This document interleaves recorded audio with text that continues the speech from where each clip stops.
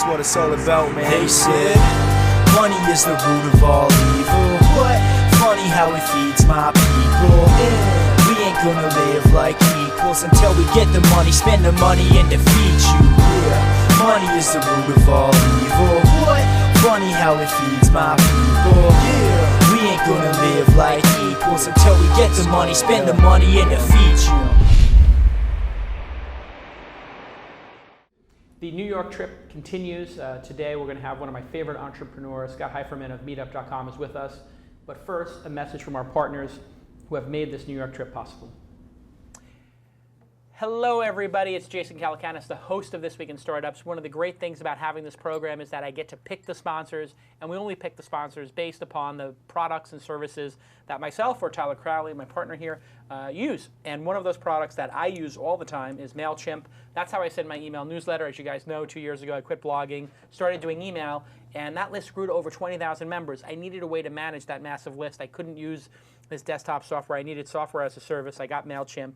And one of the best features of MailChimp, I have it here on my screen that I'll show you, is I can segment my list. So here's my list. I'm clicking the segment button, and here I get that interface. It's just a beautiful interface. It's beautiful. Yeah, it's a gorgeous interface. And I can say, hey, show me all the people who have been added to the list after a specific date. So here I go. I say, hey, I want just the people who have signed up this month. And now I can segment and say, hey, just show me who signed up this month. Hey, here's the 81 people. Now I've got all the 81 people here. I hope, well, I can't show all their emails, but I can just click the Send To button right here. And when I click that Send To button, now I'm just sending to those 81 people. This is called segmenting your list, which is a great thing to do. And you can segment it by location or any information that you collect from users or some information you don't collect. One interesting thing you could do is, and here's a list of all the different ways you can segment. By first name, by last name. I can email all the Tylers on the list, by what company they're at, their job function, what they're interested in, because I ask people what they're interested in. So I could say, hey, if you're only interested in venture capital, I'm only going to email you about that, gender, location. But hey, look at that, CloudScore. Remember we had Joe Marchese from CloudScore, and I could say, give me people who have a CloudScore that is great. Fernandez, I think you mean? What's that? Joe Fernandez? Who did I say? Marchese? Oh, Joe Marchese is another entrepreneur. God, I'm sorry. I'm tired sometimes. It's Joe. You just came back from New York just for this, huh? Is it back here? Yeah. So anyway, the CloudScore is greater than 20. Boom. Show me the people who are, oh, that's 500 people. That's too much. Let me just make it 30 here. So show me the people who have CloudScores over 30. Boom. Here's the 360 people. I can just start emailing to just them. So I could, if I wanted to give a free ticket, I can go all the way up the list. I can say, hey, over 40, over 50, over 70. Who are the really powerful people here on the list? And boy, I got the right people on the list. I don't want to show their emails. But an incredibly powerful tool. Go check it out. The free plan is always free. And this is one of the nice things. They give, if you have a small list, like only 2,000 people or less, and you do under 12,000 emails a month, they do it free. And they just charge you as you go. You get these sort of MailChimp points. And it's just an amazing product. So thank you to them for being a partner on the program, and thank you for your attention to the sponsors. Without them, independent media like this trip to New York, where we shot a bunch of great episodes, would not be possible, or the trips to San Francisco or to London. It costs a lot of money to produce high-quality content like this in HD and do it on a consistent basis. And without partners like MailChimp, we couldn't do it. Thank you, MailChimp. MailChimp. One of my oldest friends from New York, Scott Heiferman, I met in 1995, 96, when he started a company named iTraffic. He's had a string of successes, and the latest company he's built is Meetup.com, which now has almost 10 million members, correct? Yeah, we crossed 9 million last week. Congratulations. Yeah. Tell the audience, I'm sure they know Meetup.com, but tell them what is the mission of Meetup.com. Meetup, by the way, it's the latest and maybe the last company, but we can maybe get to that. The Meetup gives anyone the power to organize a local community in their town about whatever is important to them. Yep. They form a local meetup. What's a meetup? A meetup is a bunch of people getting together, helping each other, whether it's small business meetups or cancer meetups or moms meetups, anything. Yeah.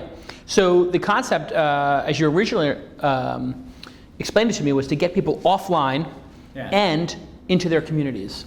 Yeah, well, and forming communities. Yeah, using the internet to get people off the internet. That's not that's part of a larger trend. I mean, that's what Airbnb does. That's what Foursquare is about. Groupon. And Groupon certainly. It's this melding of the real world and the offline world. What we're trying to do is have people find ways that their lives are really benefited by how they connect with people in their neighborhoods and their towns who want to practice the same language or have the same bulldogs or whatever it might be. Yeah, and that was actually the bulldog moment. I remember when you first explained the business to me. The business started in 2003, maybe? Yeah.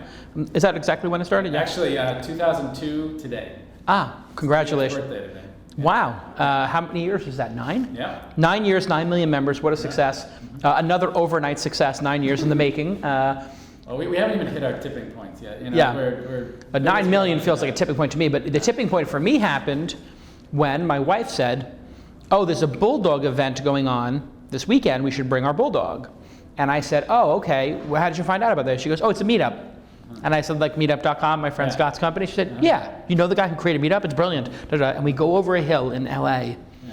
And almost like a movie, you see 30 or 40 bulldogs running around. And we said, oh my God. All right. That's good. I've never seen 30 or 40 bulldogs in one location. That is the magic of it. I guess when people attend a meetup of like-minded people, that could not have been made possible. Yeah. Is that the magic for people? Well, it's. I mean, I think for any entrepreneur, you want to do something that if you didn't do it, it might not happen. Right. In other words, I love Tony Hsieh and I love Zappos. I bought these shoes on Zappos. But I'm not worried that people would go barefoot. If not for Zappos, right. But I did get these shoes there too. Yeah. And I got a good deal on them. So we might actually be barefoot. Well, I don't know. But that's true. Prices on Zappos aren't the best. They're not the best, but at least you know if you send it back, you're not going to have any problems. So there is a value proposition there. Yeah, but definitely the point is to be doing something that you gotta wonder. Like I became a parent recently, and so like a lot of people in America joined my neighborhood parenting meetup. Congratulations. And we found a nanny on the meetup, and you have to and the baby is going to a meetup today right now. She's wow. And you have to say if it just may not be possible. Right, it may not have occurred. If you didn't create. So it's a great job. And now if you type in Bulldog Meetup into meetup.com, there are 50 of them around the world. Yeah, there's probably maybe 100. It's become global in nature. How much of the activity is U.S. versus non-U.S.? Right. So I'm embarrassed to say that we are this far along, and profitable, and all millions of people going to all these meetups, and it is only 20% outside the U.S.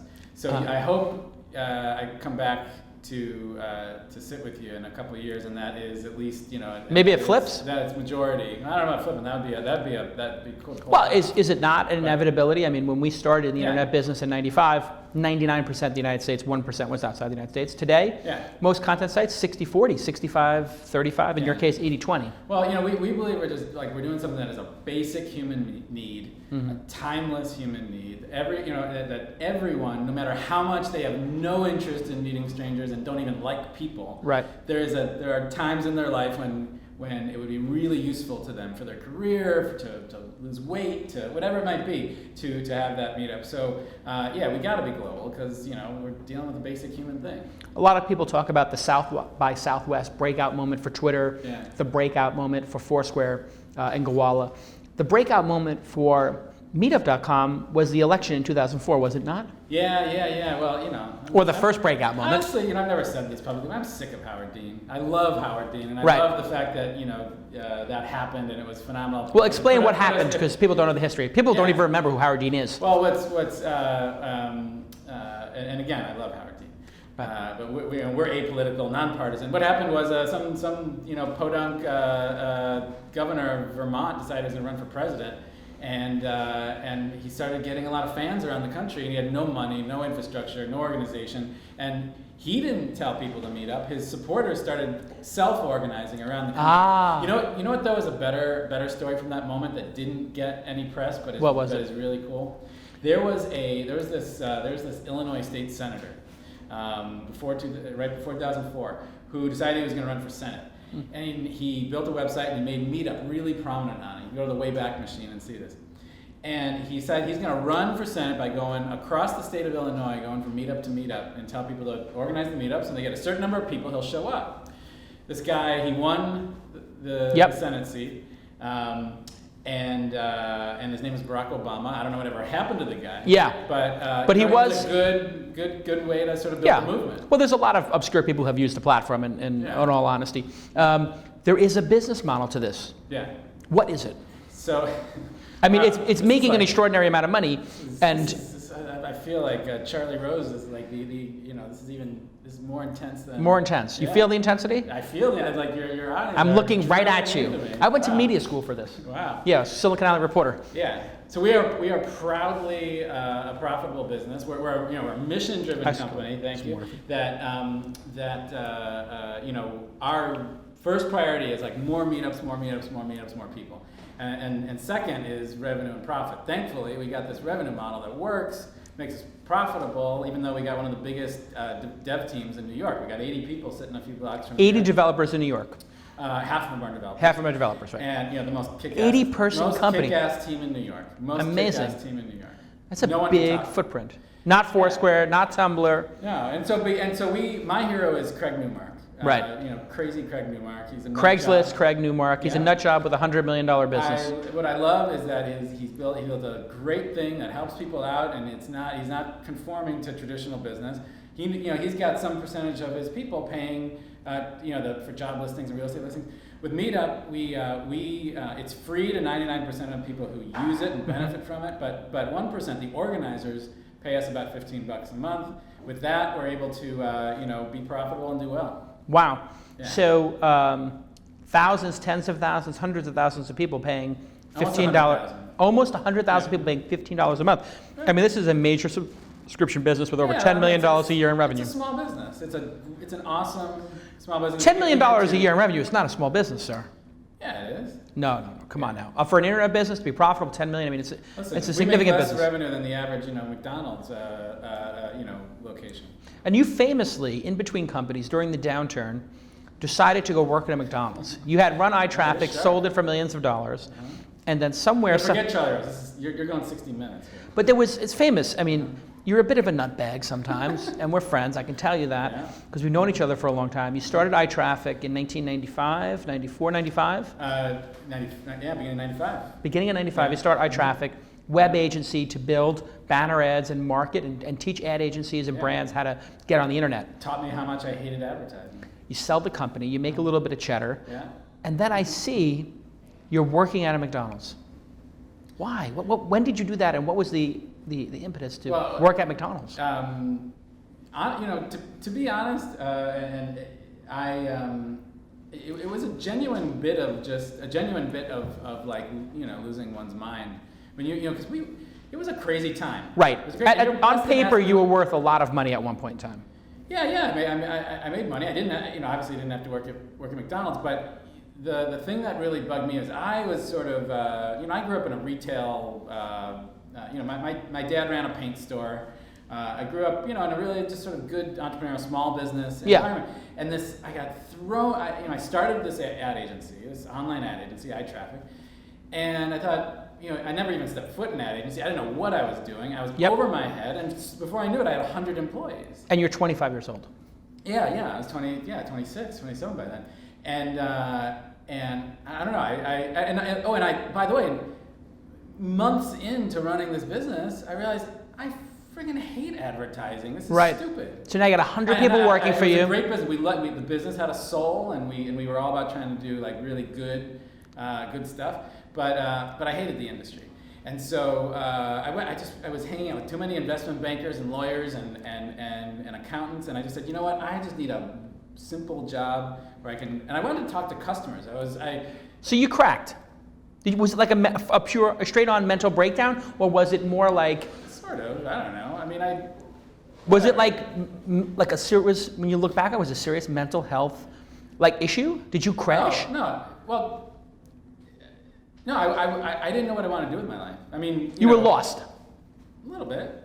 And you said, I'm going to go work at McDonald's and find myself? Whatever. I worked for a few weeks there. Right. And it wasn't a gag. It was like, I want to see what it's like and how they operate this business. yeah, I felt like I was interacting with you know, kind of in a phony world. Right. I knew the .com crash was happening. We all and did. Everything was just built on mush. And I thought, you know, I wanted to I want to see what a real business is. Like sell a person some friggin' French fries. Right. And see how they react to the dollar menu, and just like I need to be. What did you learn? What did you learn in selling the dollar menu? I learned that the dollar menu is a pretty good idea. You know why? And that the 99-cent price on the on iTunes is a pretty smart thing. No, but I also learned basically. So here I fill out my application. He had a little interview with the manager, and I had to write down that I was chairman of what was part of a public company. Yeah. And he said, why are you? Oh no, he didn't even ask why I was there. He just said, what's your pant size? So he gave me the so I was hired, and what I learned. Well, he probably looked at it and said, internet entrepreneur. Yeah, oh, well, we got 3 this week. Yeah, exactly. We've got a fry station. Exactly. You're about to say what you learned. What was interesting was that I was just basically thrown right to the front counter after like 20 minutes of training, and they never told me to smile. Really? And the McDonald's ad campaign at the time was, "We love to see you smile." Huh. And I thought, boy, this is not a good culture. I gotta learn. You gotta be taught how to smile. The other thing, really quick, was that these people work their ass off. They're busting their a lot of asses. people busted my balls saying, oh, it's so condescending of you to like go take a job at McDonald's when people when people really are busting. There's a little Pygmalion kind of esqueness to it on the surface. And I think no, I mean you learn that. Like here we were doing these bullshit jobs of $10 in the swear jar, by the way. We'll collect it later. Sorry. No problem. And you can swear. These people they're working they're working hard. And it just reminds you like what to earn a buck. It's like the take home was like $4 after taxes an hour. Wow. Anyway, what else? What does your audience want to? Well, trust me, they're fascinated right about this moment. Really? Genuinely fascinated, I'm sure. What lessons did you learn from Web 1.0 that you put into Meetup? Oh well, it was Meetup. We were like, okay, this is not going to be ad supported, which now we're in a new time when you could build a giant, awesome business being ad supported. But our Meetup's business is not. And so the coming out of it was like I also am a big fan of 37 Signals guys. Yeah, sure. And I loved the interview that you did with David. Great. Yeah, which he was great, and you were okay. Yeah. But he. Well, I had to play the straight guy. Right. No, but I mean, it was really this thought of like, okay, stop playing big business. Right. And how can you build just a really awesome? Now, and by the way, when I say we're a small business, Meetup can definitely get to be $100 million revenue, $100 million revenue a year business in the next few years, and will be. And in some ways, I still sort of consider that a small business. What I'm contrasting it against is the kind of over-executized, over-corporatized, just like blah of most. There's a lot of BS in our industry. Yeah. You got a lot of people pounding their chest with no success. Yeah. And then that's annoying to you. You like to keep it real. No, I got out of the ad business so that I wanted to create something that actually makes Is that why you went subscription? Were you just so sick of ads that you just said, I just want to provide something so valuable that people will take out their wallet? Partly, but it was more just like, I want to build something, I want it to be self-sustaining. Fred Wilson talks about, being able to control your own destiny as a company. Be your own bitch is his line. Yeah. Don't be Google's bitch. Don't be YouTube. $10. No, bitch is not in this context. It's not. It's a colloquialism for being the underdog. Right. Or being subservient. Other two quotes. Other two ones. Esther Dyson said, the best investor is your customer, and then the other thing was, and this is really most important, was actually Piero Midiar. Who's an investor in your company? Yeah. Yep. He basically, he told these stories of how when eBay got started, Yahoo, and this is all ancient history stuff that no one cares about anymore. But no, it's important lessons. When eBay got started, Yahoo came in, and Amazon Yahoo came in, auctions were going to kill them. And Amazon auctions, and they both offered free auctions while eBay was pay. Yeah. And eBay thrived and survived. But And what was the lesson there? Why? Why Well, couldn't Amazon and Yahoo, two great companies with much more traffic, beat eBay? Pierre said straight on to me. He said, "Here's the thing. When we decided we were going to start charging, I said, or when we were talking about it, I said, Pierre, people's expectations are going to get really high if they start charging. So I don't know." He said, "Exactly."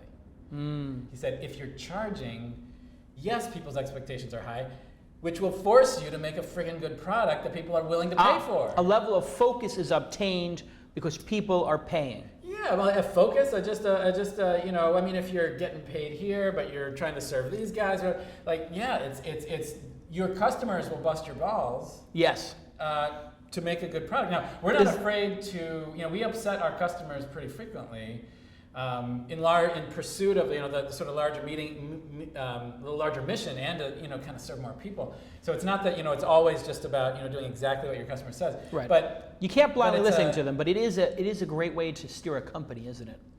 Well, it just makes things, Jeff Bezos was when the bust happened, I really became more and more enamored of Jeff Bezos. He is Steve Jobs level. Well, yeah, I mean, but he would right, and really I was just jealous of the company because he would just come forward and say, basically as long as we make a good product and we sell good stuff at a good price and have good service and fast delivery, we get paid and that's it. Our business is pretty straightforward. And I thought, I've always coming out of the now here's what's interesting is that Mark Zuckerberg, he didn't go through that, so he was able to be sort of clear-minded about saying no, I could build an ad business. And he has almost 700 million members. Yeah, well, so it's right. So what do we take from that? Well, are you too conservative as an entrepreneur? Say that again? Are you too conservative? I'm too many scars? I am damn proud of where we are.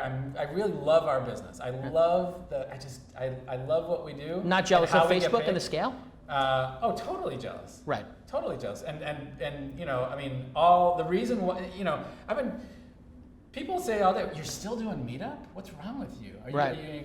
They feel sorry for you. Yeah. It's so sad that you're still doing it. Still running a massively profitable company that you enjoy leading. Well, I mean, that is success. It's also the fact that Whole Foods is 30 years old. Apple, it's 30 plus years old. It might the impossible might take a while. Right. We're 9 million people. Well, we might be 900 million, but it might take 15 years. More. I'm going to be around for it might take 20 years. Yeah. I don't know. As long as I'm enjoying it. Here's the thing. You're long. You like going long. Well, I like it if it's. I wasn't going to go long in the ad business. I like it if it's a good thing. If. So this is your final startup, as you referred to earlier. You can't think of another idea that you'd rather be leading. Well, that's the other thing. I'm sorry if I quote Zuckerberg again, but there's that line where he said when he got the $1 billion offer. This is in David Kirkpatrick's book. Says the Facebook effect. Yeah. He says why did you turn down $1 billion? He says, well, you know what? I'm probably not going to have an idea as good as this one, and I'm only whatever age. So what else would I might as well do it. What next? Yeah, this is the best idea you're going to have. I feel it in my bones that what we're doing can scale 10, 100x to where it is. So I don't know. I got time. I mean, don't ask my investors, but. Yeah, I mean, so how do you manage that against the investor base? Luckily, you have Pierre Omidyar, who doesn't need a return. I mean, he obviously will get one. I got the world's best investors. Who are they and why'd you pick them? It's USV, Union Square Omidyar, Ventures, and DFJ. Yeah. So you got Fred Wilson in. Brad Burnham. Brad Burnham. Yeah. Now, Fred's the front guy on this venture firm, but Brad is a really intelligent guy, isn't he? Brad's the brains of the operation. So you wanted Brad? Fred just not Fred. Blogs. Who did you want to have on your board? Did you bring? Because you've known Fred longer than you know Brad. Actually, no. That's a funny story. I had quit my job at Sony, where we both worked in 94, 95. I quit my job at Sony. We were 2 of 3 people who knew what the internet was, and the third was? Gordon Gould. No. Gordon came later, but Mark Ganeem. Mark Ganeem, yeah. Who's now running an internet company here. Yeah. And Gordon Gould's still an entrepreneur doing Smarty Pants. I love both those guys. Yeah, doing vitamins. Anyway, this is really funny. I quit my job. I was really, it didn't know, I was an idiot. And I started an online ad agency. Didn't it was the first in online. 95. Yeah, 96. but here's the thing. So How did you know? To start that? What was going through your mind at the age of 24, 25 that you said, I'm going to start an ad agency? It was a stupid, simple idea. I was working at Sony, and I started Sony Electronics. Yeah, and how do you get traffic? I was going to get fired if we didn't get traffic to the job, so I paid off the devs at AOL, which was the #3 online service at the time, to put Sony on the front page on the AOL welcome screen. Right. Paid off the devs. Bought them off in Walkmans. Right. You sent a care package. Yeah, you should probably tell your audience what a Walkman is. Yes, it's a device it's like an iPod, except you take the hard drive in and out. Enough said. You can look it up on eBay. So anyway, you bribed him. You bribed him to get traffic, and you said this is a good business model. So I said links were going to be the currency. Links were going to be the currency. And if I was really smart, I would have said, AdSense. Maybe I should, yeah. But anyway, so I set up shop, put up my shingle as an online ad agency. No one had ever heard that term before, so Ad Age magazine decided to make a big story about, look at this quirky thing, an online ad agency, and so they did a big piece on me. Well, then a couple days later, I get a call, probably literally a call, because that's what people used to do. They used to call on the phone. They didn't have email addresses. Brad Burnham, who said, "Hey, I'm a VC. You want to meet for breakfast?" So I met him for breakfast, but there was no Wikipedia. So Where did you meet him? I couldn't figure out what a VC was. Yeah. Where did you meet him? At Jonathan Green, which no longer exists, which is actually a place where I met my wife. I met Brad Burnham and my VC and my wife. There's Really? gotta be some joke in Which this. relationship is more important? Don't answer. Keep going. Anyway, so I sat him down. This is before Wikipedia. I didn't know what a venture VC was. So I right. said, "So listen, I got to tell you What is it you do? What do you want from me?" Yes. Yeah. And no one was asking me out for breakfast, so whatever. And so Brad and I stayed in touch ever since, and wow. And he invested in Meetup many years later. Amazing. Yeah. Hey everybody, it's Jason Calacanis, the host of This Week in Startups. I'm here with my pal Tyler Crowley to tell you about iStockphoto. As you guys know, sponsorship and partnership with This Week in Startups is only available to those products that Tyler and I use. One of those products that I've actually been using for years, since the blogging days, Weblogs Inc. and Gadget Autoblog, is iStockphoto, a great we that provides images at a reasonable price. And so here's the interface. I just wanted to show it to you real quick. iStockphoto, and we're doing this chili meetup, and we needed an image for chili to put into the introduction, when we do that. And so, hey, we're not going to send somebody to Chile. And I go to the drop-down menu here, and it's like, oh, by the way, when you're typing in chili, do you mean chili rellenos?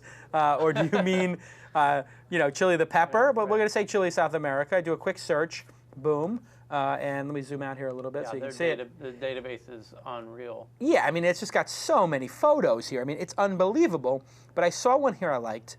This would be perfect for the... That's very cool. Yeah, very cool. And they put a little watermark on it, obviously, so people don't steal them. But you could actually take this photo. I think I'm partly responsible for that. Yeah, well, that's the Tyler Crowley feature. But anyway, one of the great things is you don't need to steal photos anymore, because that's the problem they solved. No.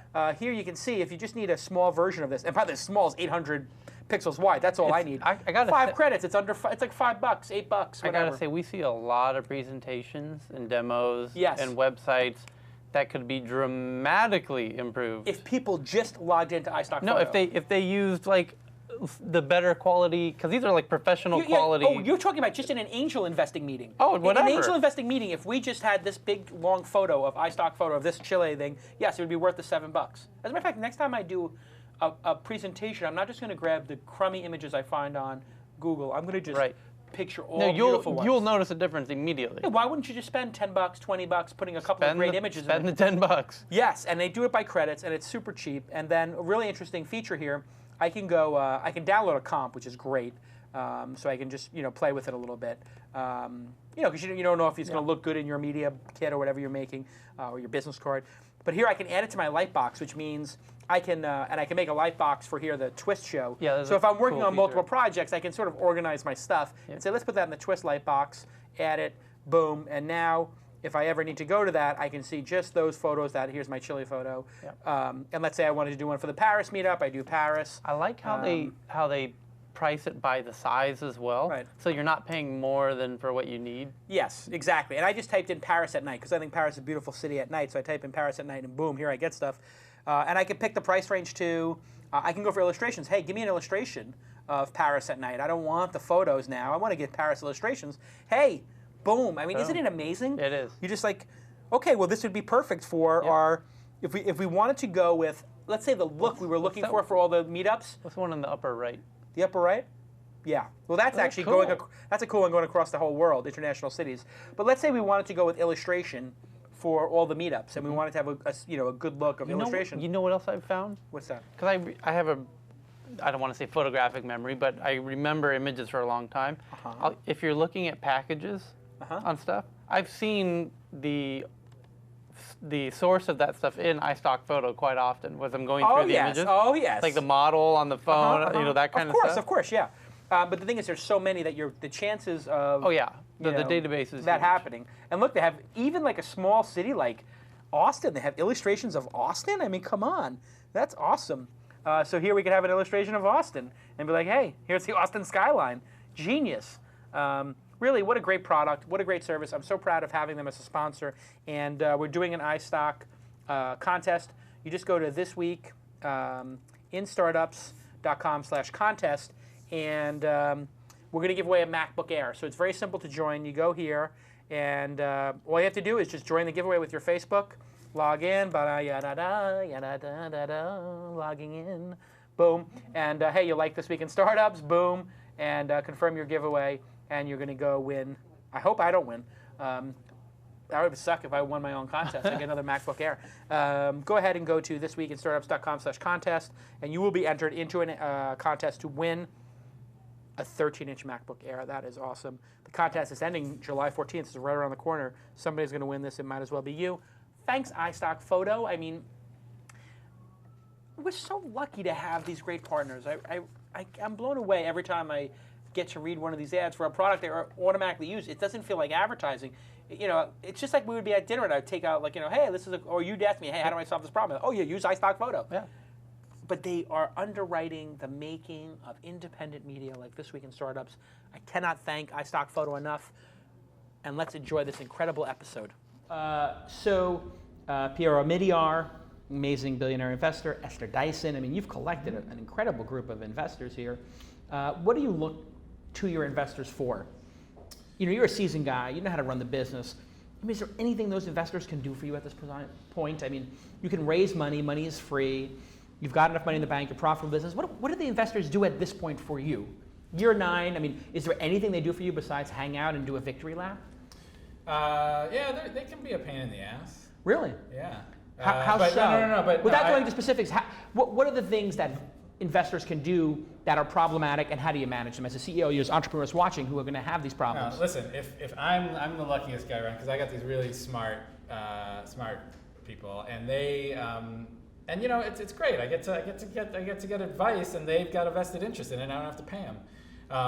So free advice from brilliant people. Here's the one thing about like investors and boards and stuff that I think is important for anyone who's raising money or has raised money, and that is, I used to make the mistake of treating the board meetings really as something important. And what happened was the company, my team, started thinking that, oh my God, the board is really important. You started managing your board, not the business. Well, no. Well, I would manage the business by trying to please the board. Oh. Or like there was a board meeting coming out, and I would actually use it. I would say, hey, we gotta bust our ass to get stuff ready for the board meeting. And what happened was the culture of the company started thinking, oh, Scott thinks the board's important, so the board's important, and we got to really make the board happy. And that's a huge mistake. Why? Why is it a mistake? Oh, because it's your customers and your users and the people that you need to make happy. So the 7 people who come once every 3 months to your office and eat bagels and donuts and expensive Owala drinks, not as important as the 7 million people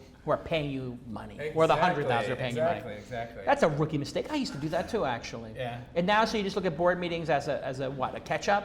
No, it really it is a great kick to like force you to get a little perspective on things, but but yeah, it's great. You get to throw out an important topic, get advice from smart people. But some investors are not smart, so hopefully you get some good ones. So you do a topic-based board meeting. I kind of heard in there. You try a topic-based board meeting. It's a device. Explain the device of bringing up a topic at a board meeting and why you do it that way. I mean that's I think one of the for leading any business, managing any business, a team,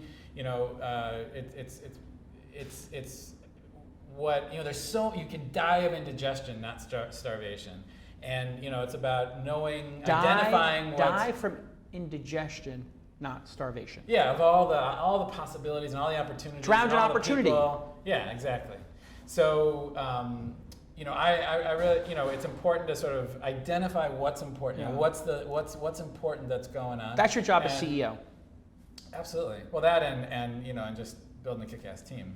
Yeah. But you have to tell that team this is what's important. You have to rally them around something. Yeah. Not everything. In reality, though, the way, and every company's different, every culture is different. In our, at Meetup, we just started a sabbatical program, which I know makes it sound like big old company. Right. But what's fascinating is we got like 15, 20 people that have been with the company for almost 7 years. And when you get people who are, and these are like, brilliant people, some amazing like engineers. I've met them, who could, go anywhere, do anything, but they love and believe in what we're doing. So when you have people who really care, it may not be about me saying what the priorities are. It's that this environment, this ecosystem within the company, that the important things sort of emerge. But you got to push the focus on it. Yeah. And so tell me, sabbatical, instead of losing them, you lose them for 3 months on sabbatical? Yeah. Basically, it's 3 months paid, no restriction, do whatever you want. Wow. And how many people have actually done it? One just came back and one just left. Really? Yeah. And what was the feedback from the one who left? They came back to work. Was that a fear that they weren't going to come back? They go out 3 months and all of a sudden they're like, I'm out. Of course, but you gotta. That's like. It's just like the essence of the internet, the essence of all the revolution that's happening in the world is you gotta trust people. And so, oh my God, are they gonna fall in love with whatever out in the world? Maybe, I don't know, but like it's healthy. It's and it cost you 3% on their entire lifespan of 7 years of the company. You did the math, and I'm still working on the math. So yeah. 3 months out of 87 total months is about 3%. Yeah. You pay a recruiter how much? $14,000. Sounds like it's about a push if you keep them. I don't even look at it in those terms. It's more that these are band of brothers, Right. And hey, feel like, here's the other thing, Jason, is that I would love to see more entrepreneurs, more companies, more people do is really think of their company as not like it's either going to become Google and Facebook or I'm out, but rather like how do you build a solid, awesome company doing something that needs doing, and build it to last. And so and not just build it to last, but build I want a 21st century company. Right. What does that mean? What is a 21st century company? What does that mean? I don't know. 21st century company means maybe I'll get to have dinner with my daughter, and not like feel guilty about it. Maybe it's having a sabbatical. It's really I think the question of like and I'm a huge advocate for your approach to balls to the wall. Relentlessness, hard work. Yeah, absolutely. But there is at some point in your life, and sometime you need balance. We're not slacking. Right, but you do need to have balance and a long view. So you're arguing for both hard work and long. Yeah. I think. It's a question of how does a company, how can a company maintain, building, kick-ass product. Like, how can you build great product consistently over the course of time, and that won't come from just ramming everyone into the wall constantly for too many years. So that doesn't mean... You need some sustainability. I mean, the 25-years in my company, they better be busting ass. Why?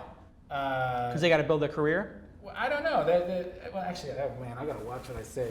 Because the 39-year-olds are busting ass too. And, right. But if you're coming in and you're green, put some dues in, is what you're saying. If you're Gen Y, you don't have anything under your belt, come in and work 60, 70 hours a week like guys like I did and you did. Out of the love for it. Out of the passion, love for yeah. it. And also for yourself, right? Yeah. I mean, the hours you put in at iTraffic are being reaped now, 15 years later, in Meetup.com, your own company.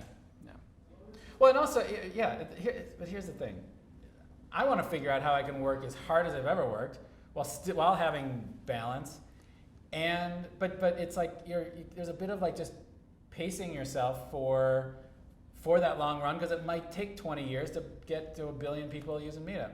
Because if we don't do it, no one will, and 1 billion people need Meetup. So it's a marathon with a couple of sprints in it.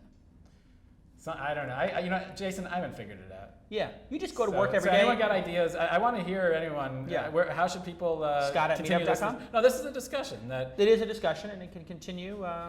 Well, no, I want to. Where does just this is at thisweekend.com. Set up a hashtag or something. Oh, on Twitter? Yeah. On the Twitter? Yeah.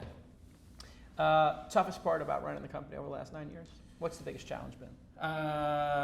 Biggest challenge. Well, it's we have a knack for pissing off our customers. Example.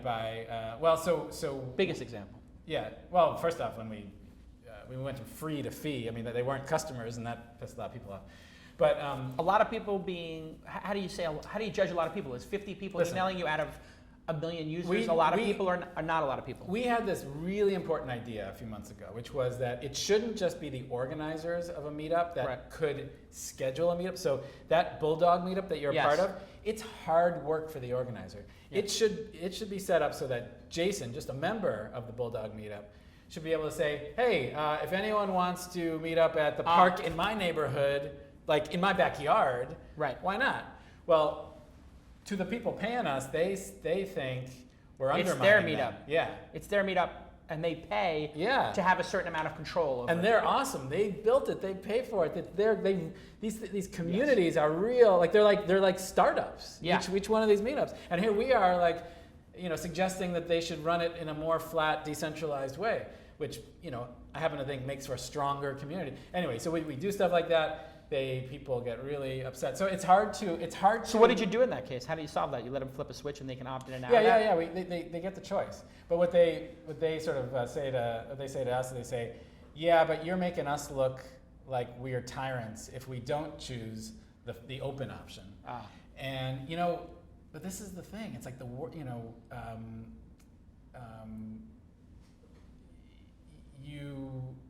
if you really want to. If you want to make great innovation, if you want to, somebody might get pissed off. If you want to change the world, you gotta, it's gonna upset people. You and don't it get really fi- hurts. you don't get- you don't I get- feel terrible when you piss off the people who are paying they're paying my, for my diapers. Right. Yeah. I mean, I'm not wearing diapers, but my daughter is. Well, apparently, yeah. Well, maybe in a couple years you'll get them too. But Right. I'll still be running Meetup. You don't make 500 million friends without creating a few enemies. Is sort of what you're saying. Exactly. You don't get to that many. Yeah. And people will think that you're being just cold, but yeah. So. But what if you're wrong? What if they're right? Well, that sucks. Yeah. You would reverse course then. You could.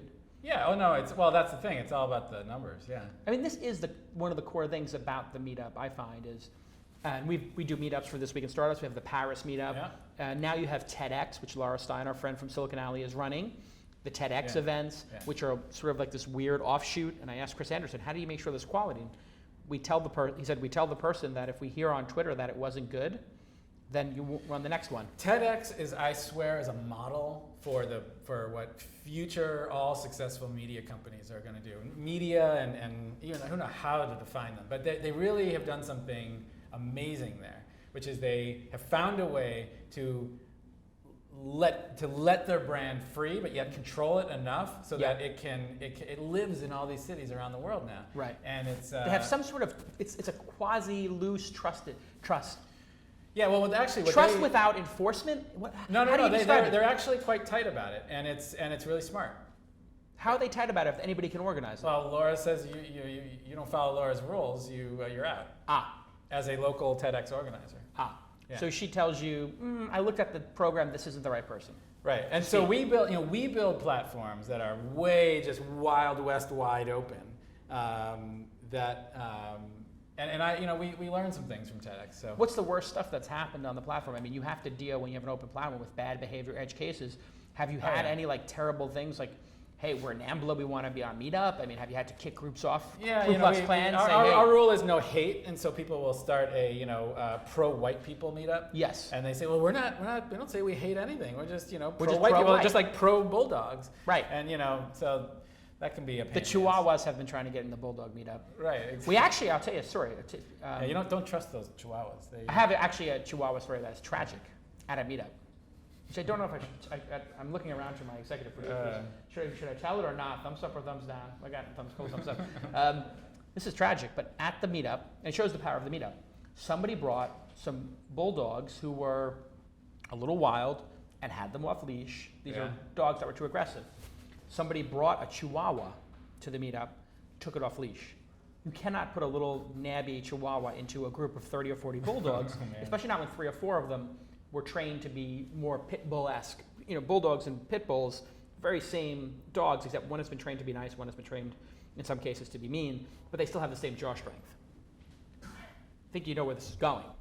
I think I need to call our lawyer. The Chihuahua starts nipping at one of those 3 bulldogs. Yeah. They don't kill it by biting it. They start chasing it because it's nipping at them. They chase it into the street and it gets hit by a car and killed. Oh, wow. So then the meetup explodes in discussions and everybody becomes witnesses and they actually find the guy and everything. Fine. There you go, folks. Go check out meetup.com. What a counter of a story. My God, it's such a beautiful interview and I ruined it with a terrible story. What's wrong with me? Death and destruction. Destruction. At meetup. Bring your dog to no, but hey, if you want to see some death and destruction, just go to a meetup. No, but I mean people are into that. There are wonderful meetups going around the country.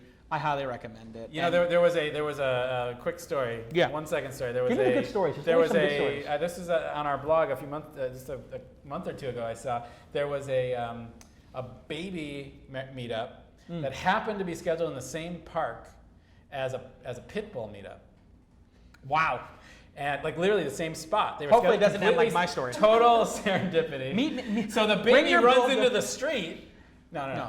Anyway.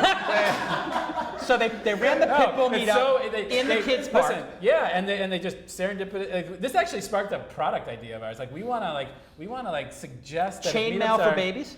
Yeah. If you look at this video that someone made of the pit bull baby meetup, combo. Of like the pit bulls are licking the baby's faces and it turned into this wonderful. So you think actually cross-pollination could be a feature? Yeah, because here's the thing: there's 50,000 meetups going on a week. Take a city like New York. There's hundreds of meetups going on every moment, every day. Yeah, and so you know that there's this weird overlap of the.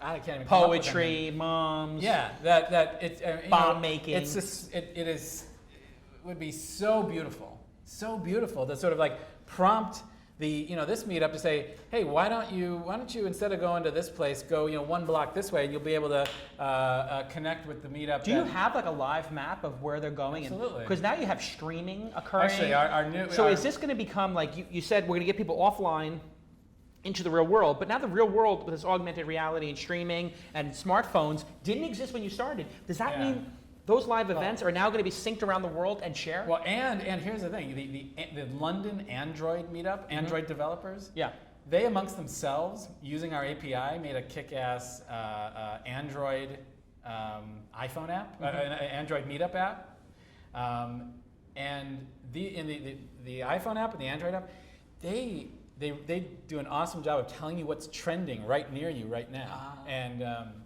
so it's just the whole community in action. It's an awesome startup. You're an awesome entrepreneur. You've been incredibly transparent. Jason, you remain the king of New York. Oh, I don't even live here anymore, but it's nice of you to say. Yeah.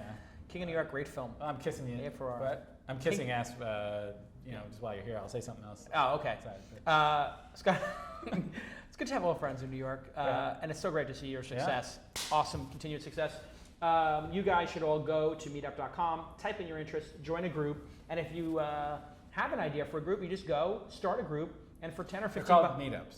They call meetups, that's what I say. Go to meetup.com and do a meetup, and what did I say? Not just groups and events. No, it's not Google Groups. It's meetup.com. Go to meetup.com, start a meetup. and make your life better. Thanks again to our sponsors and partners for making all things possible. Independent media like this is not cheap to produce, and neither are flights across the country and blank SD cards, cameras, and special thanks to Belgrave Trust for lending us their office All in the New York. water you can drink. All Thank the you. water Thank you Belgrave to the Trust. sponsors. Thanks again, Belgrave Trust, for hosting us. We'll see you next time on This Week in Startups.